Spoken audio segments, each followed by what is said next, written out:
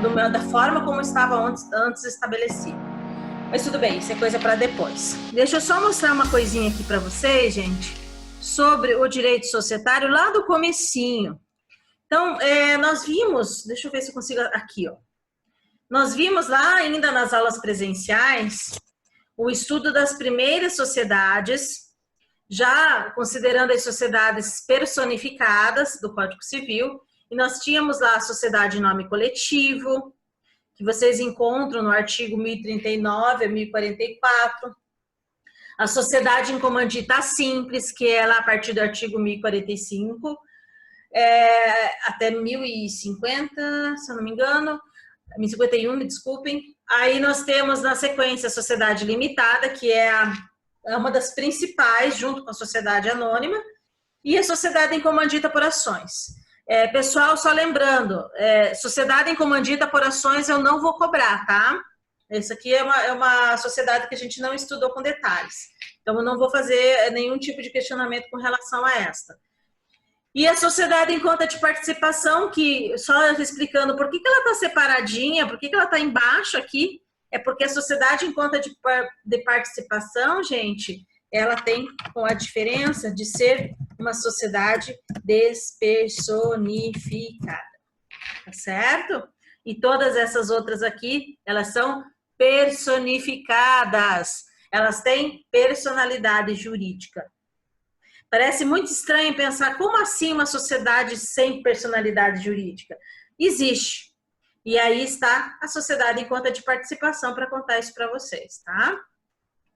Então, vou falar bem rapidinho para vocês quais são as principais características de cada uma dessas sociedades, das sociedades contratuais, iniciando, tá?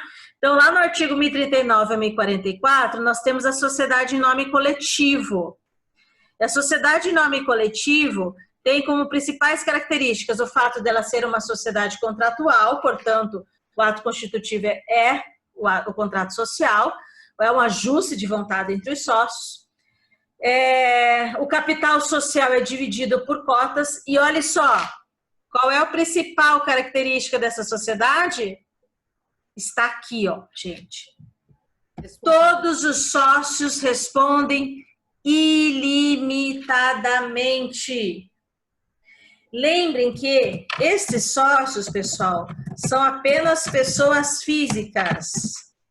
E quando eu falo que a responsabilidade é ilimitada, eu devo acrescentar aqui para vocês que a responsabilidade dos sócios... Vocês estão acompanhando o que eu estou digitando? Sim. Obrigada.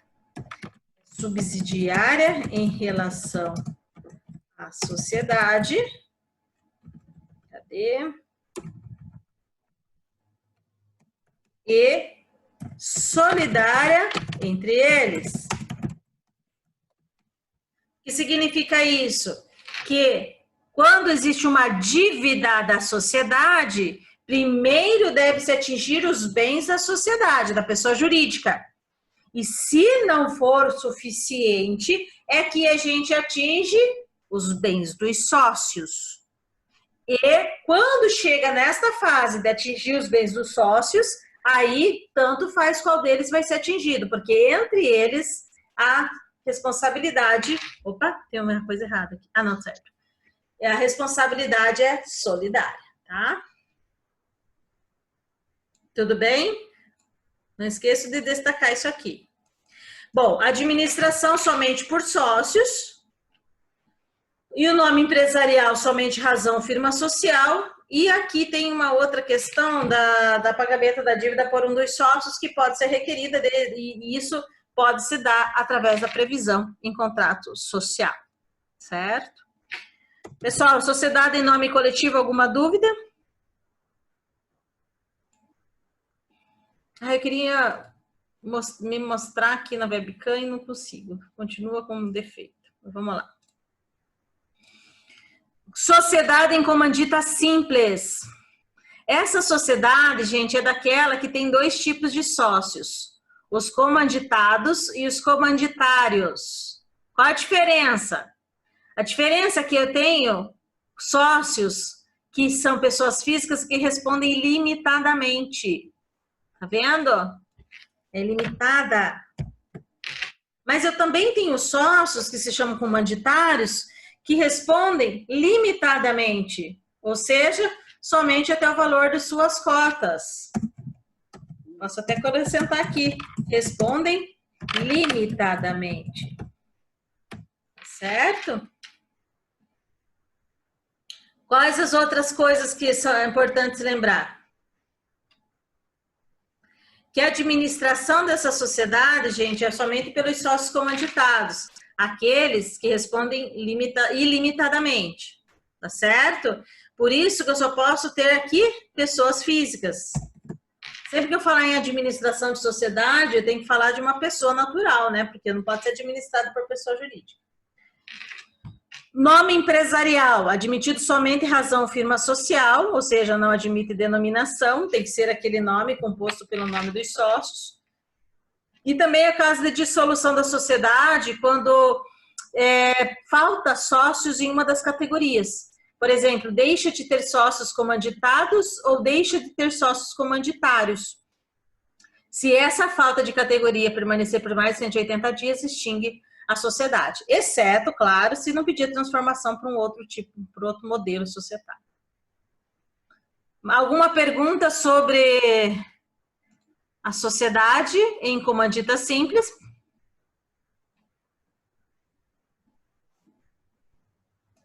Tudo ok. Ok.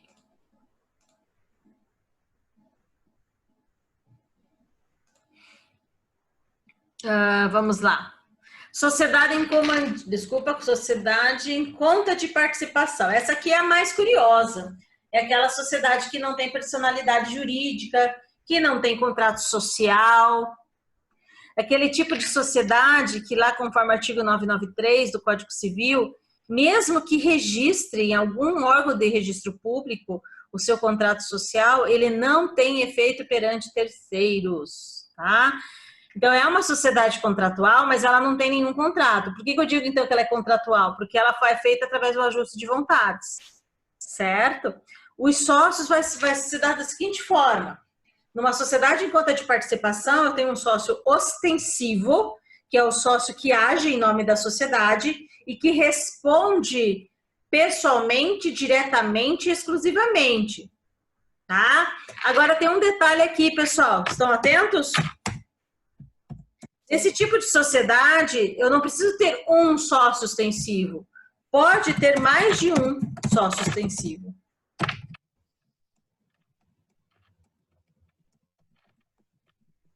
Tá certo? Opa. Nome empresarial, olha só. Olha que louco isso. Não tem, não existe. Como é que eu vou nomear alguém que não tem nem personalidade jurídica, que não é sujeito de direito? Certo? Então, não existe nome empresarial. E isso está expresso no artigo 1162 do Código Civil. O exame de ordem adora fazer pegadinha com isso, tá? Cuidado. Só lembrando, então, que esse sócio ostensivo, como é que vai funcionar, né? O sócio ostensivo é aquele que vai agir em nome da sociedade. E os outros sócios são chamados de investidores. Então, no final das contas, quem age, quem está à frente da sociedade, o ostensivo, ele recebe, deixa eu só achar aqui o nome, aqui em cima, que eu quero que vocês acompanhem. Ele recebe participação dos demais sócios, a gente chama de sócios participantes, em dinheiro, como se fossem investidores. Eles investem com o sócio ostensivo para a realização de algum empreendimento. E quando vem o retorno lucrativo desse empreendimento, a obrigação do ostensivo é dividir entre os participantes. Só que esses participantes não respondem os terceiros, não respondem por dívidas. Eles podem fiscalizar, obviamente, os atos do ostensivo, mas eles não podem agir como ostensivos. Eles não podem estar à frente do negócio, sob pena deles passarem a responder como se fossem ostensivos, tá? Então, essa é a sociedade mais curiosa que nós temos previsto no Código Civil. Alguma pergunta? Andrei, esse material ele está todo no AVA. A única coisa é que eu estou fazendo algumas alterações, eu posso salvar aqui e mandar ele também, novamente, tá? Mas é material que está lá já.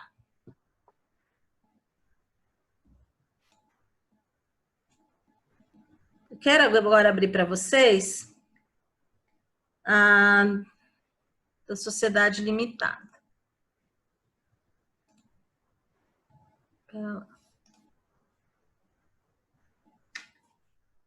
Só um minutinho, gente.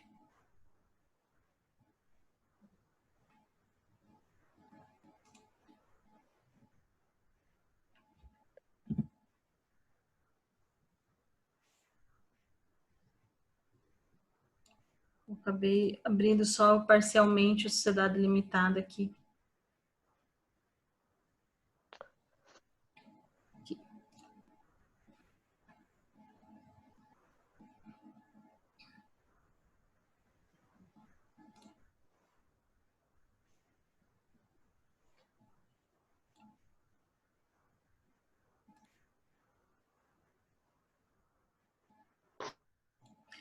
Deixa eu falar rapidinho aqui algumas coisas da sociedade limitada.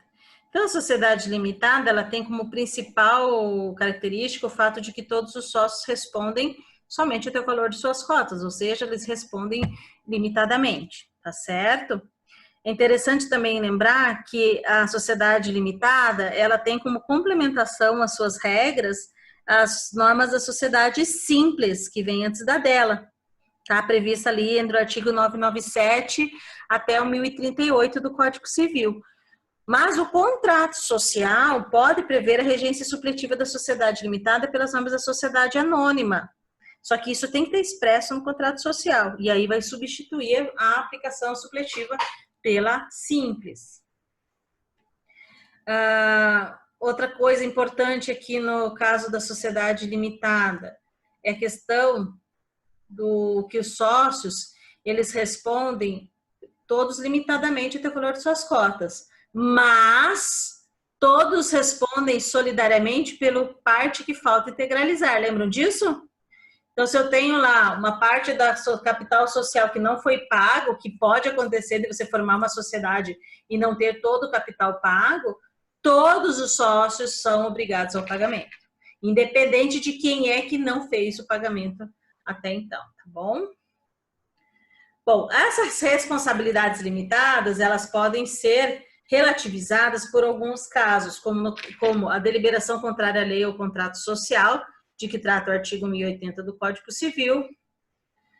Também quando existe uma nulidade na constituição dessa sociedade e no caso da famosa, né, desconsideração da pessoa jurídica, baseada no artigo 50 do Código Civil e no artigo 28 do Código de Defesa do Consumidor, que de uma forma ou de outra, apesar das alterações legais recentes, em casos de desvio de finalidade e abuso e confusão patrimonial, e claro, caracterizando o abuso do uso da personalidade jurídica, pode-se atingir os bens dos sócios e dos administradores, certo? Com relação às cotas, é interessante lembrar também que o capital social da sociedade limitada, ela pode ser dividida em cotas iguais ou desiguais. Isso aqui vai diferenciar lá da anônima, tá? Na anônima não existe isso, não. Na anônima, capital social divide-se em ações iguais. Aqui não, aqui divide-se em cotas iguais ou desiguais. O que quer dizer isso? Que pode ter sócios com diferentes quantidade de cotas? Não, não é isso que quer dizer. Quer dizer que as cotas podem ter valores iguais e desiguais. Tá certo? Deixa eu perguntar uma coisa para vocês que não dá para errar. Olha só. Posso comprar cotas? Posso adquirir parte de uma sociedade prestando serviços? Não, não pode não. Artigo 1055, parágrafo 2º do Código Civil. Ó, gente, não dá para esquecer isso aqui não. Se eu não me engano, tem perguntinha dessas lá no questionário de vocês, tá? É vedada a contribuição que consiste em prestação de serviços. Então, só paga cotas com dinheiro ou com bens.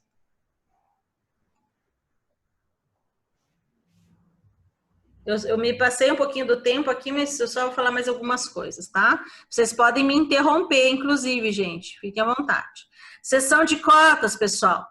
Pode? Pode. Nós temos lá uma previsão no artigo 1057 do Código Civil. Posso ceder aqui, está no sentido de doar, de vender essas cotas, tá? De transmitir essas cotas para a propriedade de outra pessoa.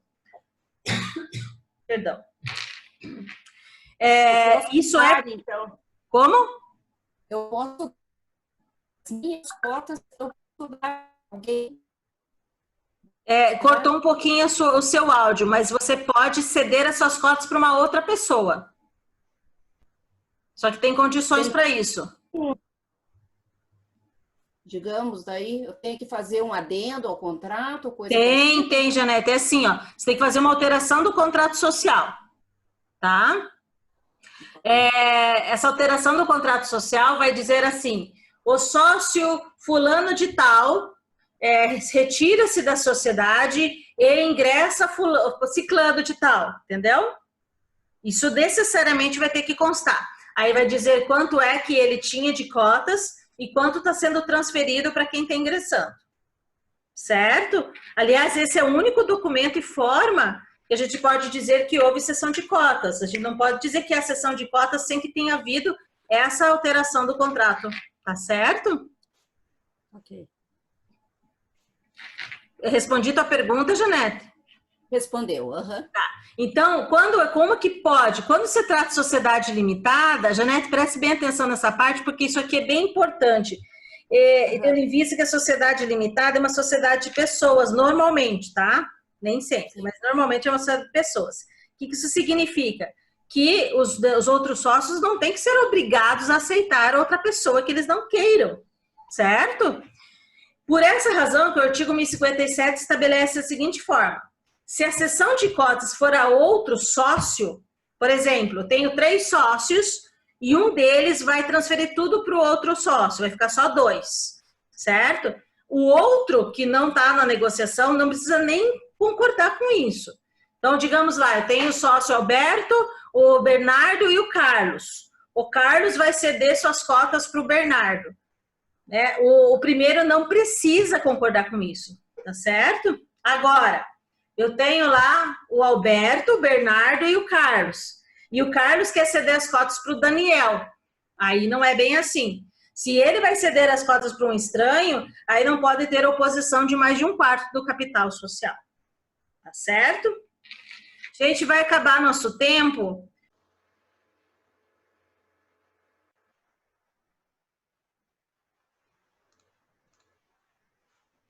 Ok, eu vou voltar lá, tá, pessoal? Então, deixa eu só colocar aqui novamente. Capital. Veja só, antes de eu passar lá para a dissolução. Com relação ao capital social da limitada, é importante que vocês lembrem o seguinte: a gente não fala em aumento do capital social sem que esteja totalmente integralizado, tá certo? Tá, queria ver se estava gravando aqui. Por que eu digo isso? Porque a gente, primeiro que é uma questão de lógica, né? Se a gente já tem uma sociedade que o capital social não foi totalmente pago e aumenta, né? Você quer complementou o que tinha e agora não vai aumentar. E outra que é uma questãozinha que é recorrente, sabe? De exame, de concurso. Então, só lembrando essa questão. Já quando a gente está falando de redução de capital, daí não tem essa questão. Porque redução pode acontecer justamente por isso. Independente de ter ou não capital sendo integralizado, muitas vezes até para suprir uma desnecessidade dele de ser aumentado ou de ser complementado, ele pode ser reduzido, tá? Então, aumento de capital social, precisa estar integralizado, todo o capital. Redução de capital social, não precisa disso. Porque ele pode ser tanto quando depois de integralizado, quando houver perdas irreparáveis, e ser excessivo em relação ao objeto social. Outra coisa que é interessante lembrar da redução, que não está aqui no 1082 e que também acontece, existe aquela redução quando eu tenho sócio remisso. Eu acabei passando ali a questão do sócio remisso, mas só lembrando que o sócio remisso é aquele que não fez o pagamento de suas cotas, tá?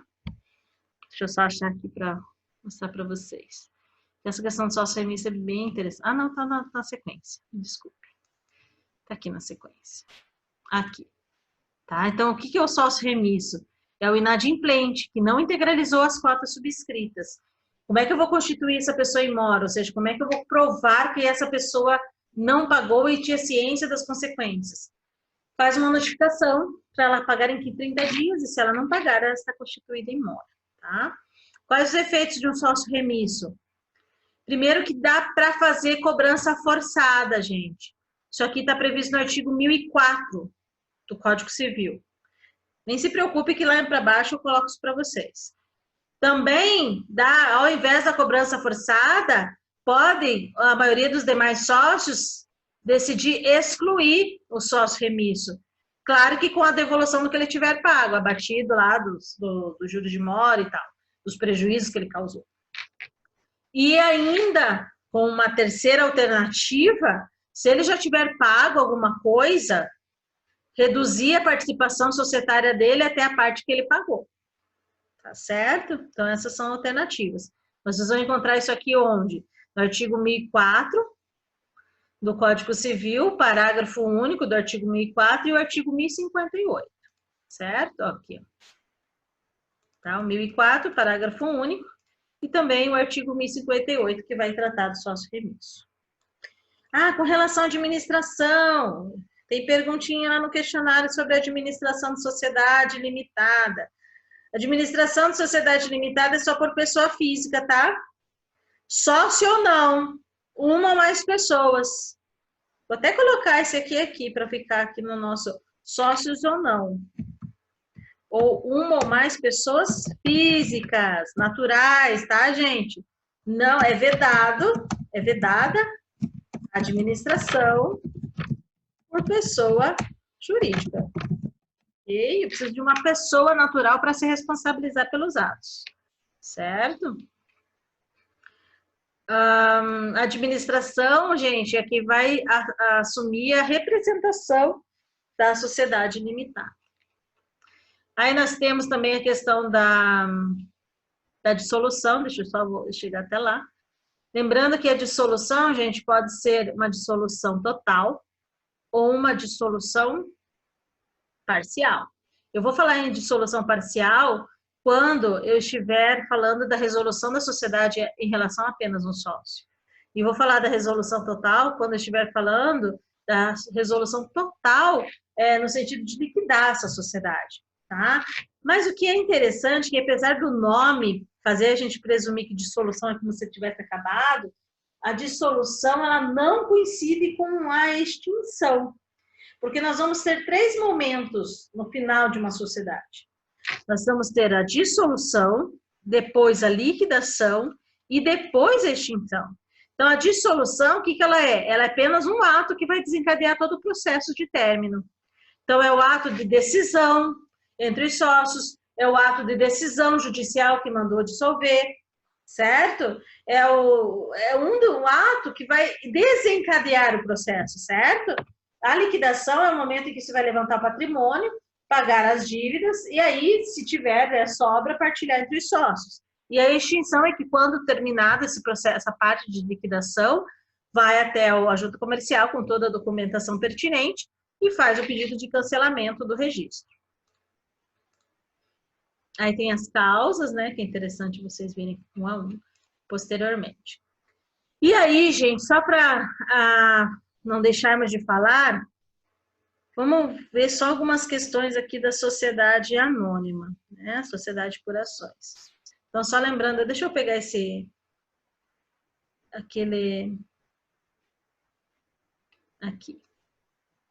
Então, aqui, eu queria mostrar só para vocês essa questão resumida aqui da sociedade anônima. A sociedade anônima, e, portanto, ela tem 2 tipos, abertas e fechadas. Onde que isso é definido? É definido lá no artigo 4º da Lei 6.476. O que vai diferenciar entre aberta e fechada? Lá no artigo 4º diz que vai diferenciar isso conforme possa ou não os valores imobiliários serem negociados no mercado de valores imobiliários.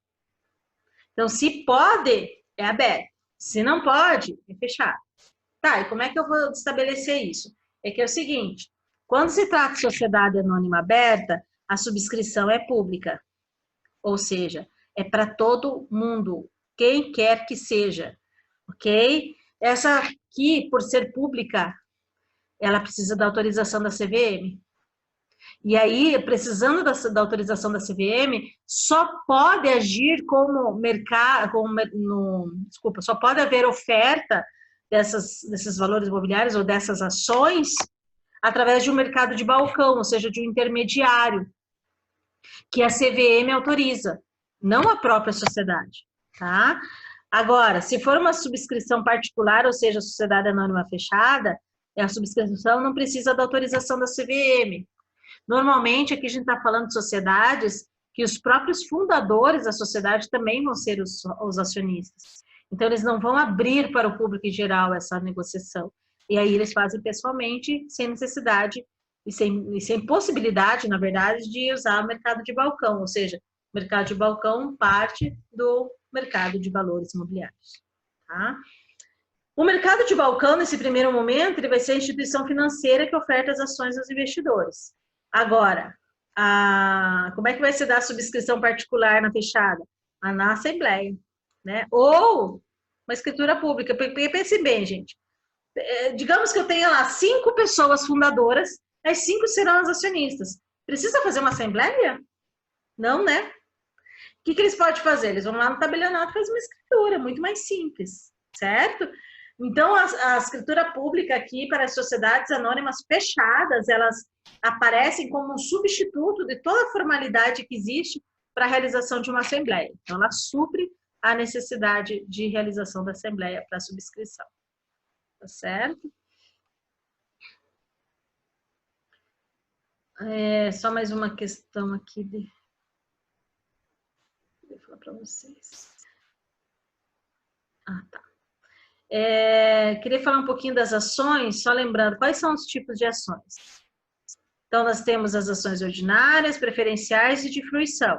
Lembrando que as ordinárias são aquelas que concedem os direitos normais de qualquer acionista, sempre concedendo direito de voto. Preferenciais concedem alguns privilégios, mas não necessariamente o direito de voto. E as ações de fruição são aquelas que foram ordinárias ou preferenciais e que foram amortizadas antecipadamente. Outra coisa importantíssima sobre ações, gente, é sobre a diferença desses valores, tá? Entre o nominal, patrimonial, mercado de negociação econômica e preço de emissão.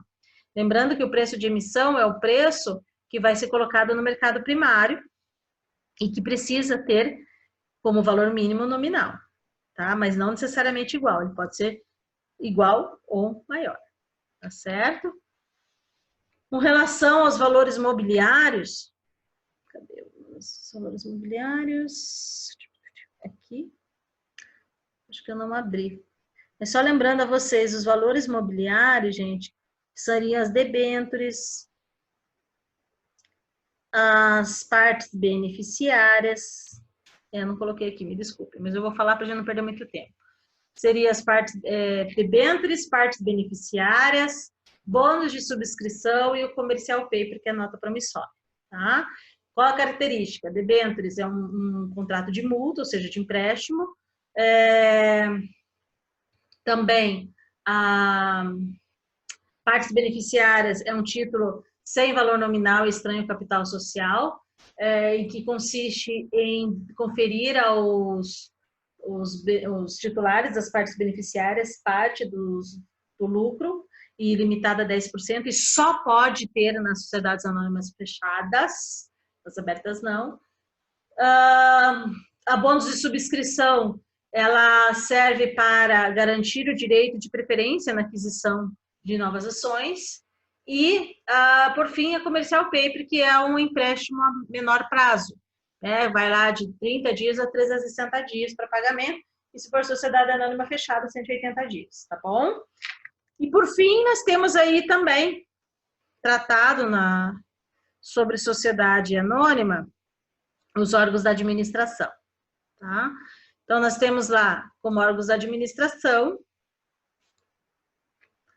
primeiro, a Assembleia Geral, que é o órgão deliberativo maior, que tanto podem comparecer os acionistas com direito de voto, e são esses que vão ser computados para ver se existe um quórum mínimo de instalação, porque a Assembleia Geral ela vai acontecer com a presença de 25% do capital social votante.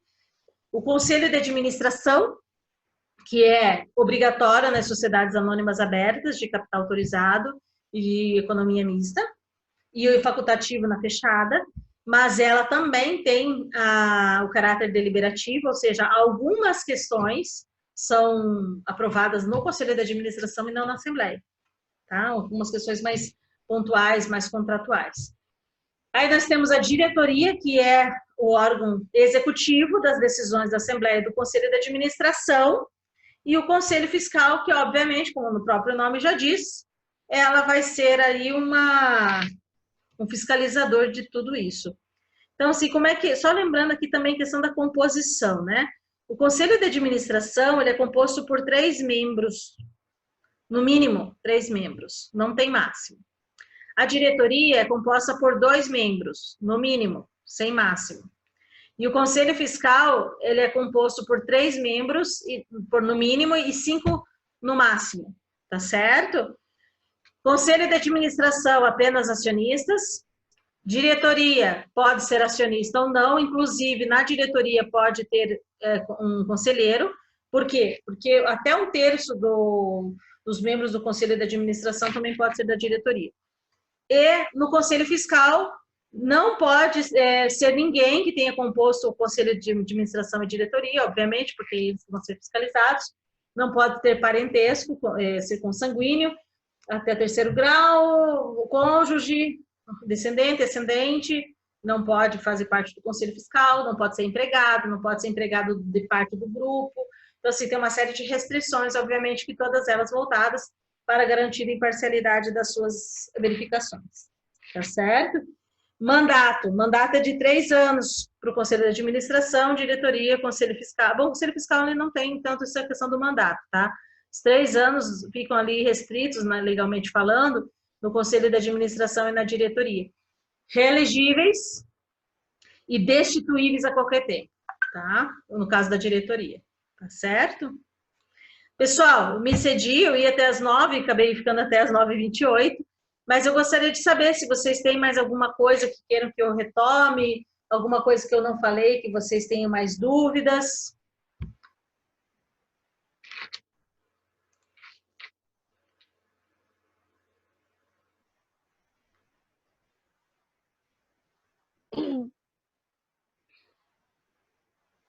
Então, vamos lá. Fica, então, aberto para vocês. Eu vou abrir agora o sistema para que vocês já possam iniciar quem quiser a realização do questionário, tá certo? Lembrando que o questionário, uma vez aberto, deve ser respondido em 6 horas, mas vocês têm até o dia 28 para realizar, tá bom? Fico à disposição para vocês, pode ser pelo grupo, principalmente, tá? Para isso que eu até pedi que o grupo fosse criado, para que vocês tivessem esse canal direto para a gente poder conversar, tá certo? Por mais que eu não responda imediatamente, eu deixo a vocês aí aberta essa oportunidade, porque sei que agora nós temos menor contato físico e por isso eu preciso, né, suprir essa condição que estamos, tá certo? Pessoal, alguma pergunta? Quantas horas a senhora falou, professora, que vai ficar aberto? Fica aberto 6 horas. Ah, tá. Tá? Depois de iniciado. Tá certo? Então, assim, você tem até de 28 para realizá-lo, mas a partir do momento que abrir, são 6 horas para concluí-lo. Certo? Alguma outra pergunta, gente? Até a Rafaela conversou comigo, com uma pequena alteração ali com relação à avaliação bimestral, para ficar com maior tempo, então vai abrir 2 dias, vai abrir o questionário para vocês da avaliação bimestral semana que vem, e vai ficar 2 dias aberto para que vocês possam mandar as respostas, tá certo? Esse que abriu hoje vai ficar até quando? Esse até dia 28. Ah, tá. Obrigada, professor. Tá? E aí vai abrir outro para vocês, dia 27, que é a avaliação bimestral. Para vocês me entregarem até dia 29. Que aí seria como se fosse a prova, né? Esse que vocês estão fazendo, que está lá disponível, que eu já vou deixar disponível, Mariane, é a avaliação parcial, como se a gente estivesse fazendo o trabalho na sala de aula, tá?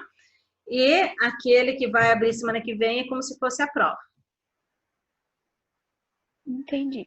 Tá? E quem não estava no primeiro momento que a gente estava aqui, só para relembrar, os exercícios que vocês receberam no decorrer desses dias aí de aula online, aqueles lá é só fixação, nenhum deles vale ponto, tá? Não se preocupem com isso. Às vezes alguém, não entreguei e se desespera. Não se preocupem, porque aqui eles não estão valendo nenhum tipo de pontuação, tá bom? Gente, vou deixar então para vocês uma boa noite e fico aí à disposição para perguntas, tá bom? Até mais. Tchau, tchau. Tchau, prof. Tchau.